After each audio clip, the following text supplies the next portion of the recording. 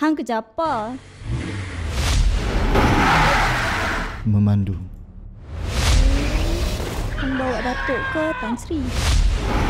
Saya bawa orang yang lewat ke masjid. Ada yang cik kenal ke? Apa nama hang? B-A-B-I.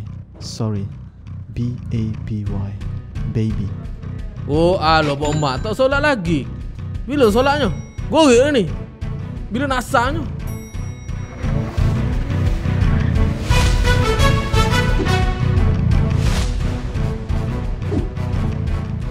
Inilah dia kopiah yang confirm buat kau khusyuk dalam solat. Awak sungguh penunggang agama. Dengan lagu apa tu? Oh, jap.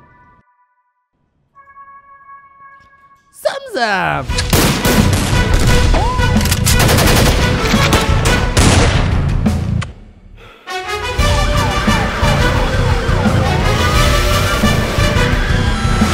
Sunnah Nabi tak boleh terburu-buru nak pergi masjid.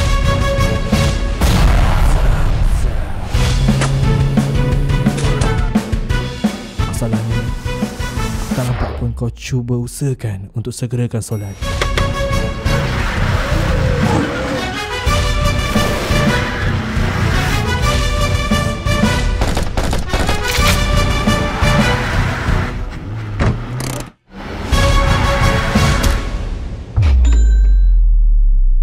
Aku okey.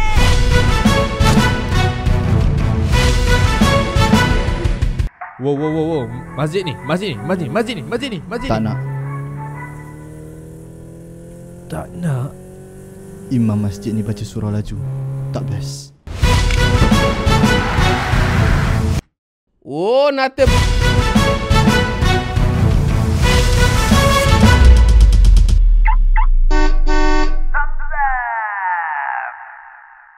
Assalamualaikum warahmatullahi wabarakatuh. Macam mana? Okay tak? Baby Driver parody yang kami buat.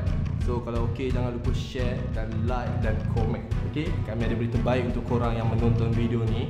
Kami NS Productions yang Berhad baru je keluarkan satu baju limited edition keluaran kami sendiri. So kalau korang nak check design-design apa yang kami available, korang boleh check kat link kat bawah. Pastikan dapatkan segera. Sesiapa yang memiliki baju ni, korang berpeluang untuk dapat video tutorial yang tim kami sendiri hasilkan. Video ini kami tak pasarkan lagi di mana-mana tau. Dan anda adalah orang pertama yang layak untuk menerima video tutorial ini.